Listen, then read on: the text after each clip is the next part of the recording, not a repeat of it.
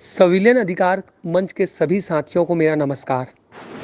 साथियों, मैं प्रदेश संयोजक विवेक दुबे आपको कुछ जानकारी देना चाह रहा हूं। जैसे ही अलग अलग जिलों में वरिष्ठता सूची का प्रकाशन हो रहा है संविलियन के लिए, वैसे ही बहुत सारे साथियों के मन में यह उत्सुकता है कि वास्तव में वरिष्ठता सूची का निर्धारण हो कैसे रहा है। और यह सवाल इसलिए खड़ा हो रहा है कि कई जगहों पर जिन साथियों ने पहले नौकरी ज्वाइन की थी उनका नाम बाद में है, और जिन साथियों ने नौकरी बाद में ज्वाइन की थी उनका नाम ऊपर है। तो इस विषय को लेकर बहुत सारे साथियों के मन में यह सवाल है कि वास्तव में ऐसा हो क्यों रहा है और इस संबंध में दावा आपत्ति लगाना है कि नहीं। तो एक चीज़ जो स्पष्ट हुई है पूरी तरीके से, वह यह है कि वरिष्ठता सूची का निर्धारण करते समय जो नौकरी लगा था आपका जिस समय, उस समय की जो मेरिट सूची थी उसको देखा जा रहा है। मतलब जो आदेश जारी हुआ था उसके मेरिट सूची में आपका क्या क्रमांक था।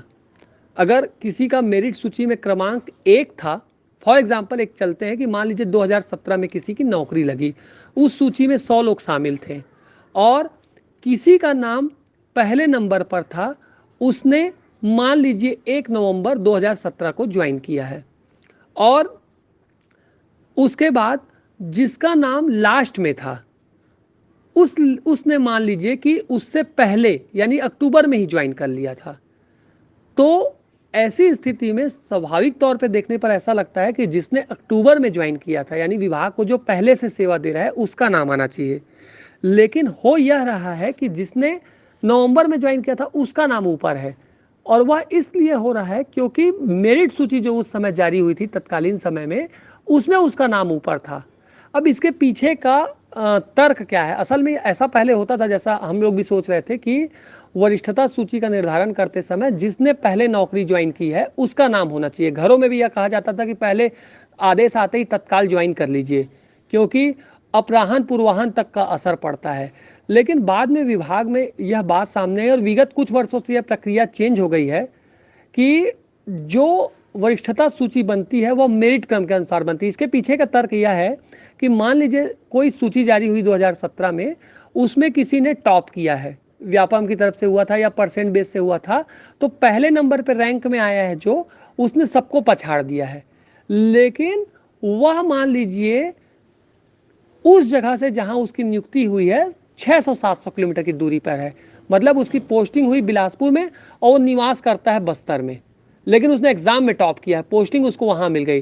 तो स्वाभाविक सी बात है कि उसको बस्तर से बिलासपुर आने में टाइम लगेगा और उसको पहुंचने में कम से कम 2-3 दिन लगेंगे।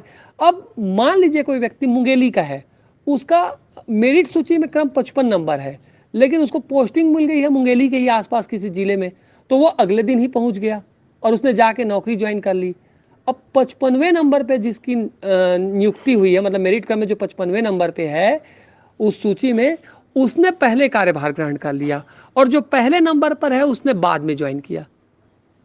तो उस स्थिति में अगर पुराने नियम के हिसाब से चले तो जो 55वें नंबर पे था उसको लाभ मिलना चाहिए। तो यह सब विभाग के संज्ञान में आया, तो विभाग ने इस सिस्टम को बदल दिया है और यह कर दिया है कि नौकरी लगते समय जो मेरिट सूची बनी थी उसके क्रम को वरिष्ठता सूची के निर्धारण में लागू किया जाएगा और उसी के हिसाब से पदोन्नति होगी। तो इसके तहत सभी जगह पर यह सूची बनी है और विभाग जो है इसी पर चल रहा है। साथ ही 2018-19 में भी जिन शिक्षाकर्मी साथियों का संविलियन हुआ है उस समय भी यही नियम पालन हुआ है।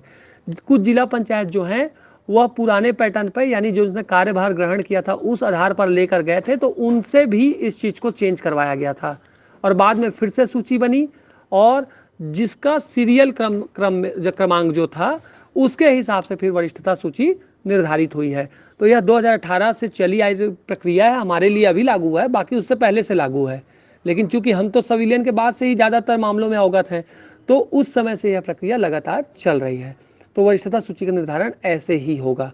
तो इसके बाद भी यदि किसी के सूची में यह गड़बड़ी सामने आ रही है कि मेरिट क्रम में भी आप ऊपर हैं, जो उस समय तत्कालिक सूची जारी हुई थी नौकरी की उसमें भी आप ऊपर हैं, और उसके बाद और आपने ज्वाइनिंग भी पहले किया था लेकिन आपको नीचे ले लिया गया, तो बिल्कुल दावा आपत्ति लगाइए, वह स्वीकार होगा। लेकिन अगर ऐसे दावा आपत्ति लगेगा तो वह स्वीकार नहीं होगा। अगर कोई मेरिट क्रम में आपसे ऊपर था और उसने बाद में भी ज्वाइनिंग किया है तो उसको वरिष्ठता सूची में ऊपर स्थान देंगे, आपके दावा आपत्ति लगाने के बाद भी। साथियों, बस यही जानकारी देना था। उम्मीद है आप विषय को समझ गए होंगे।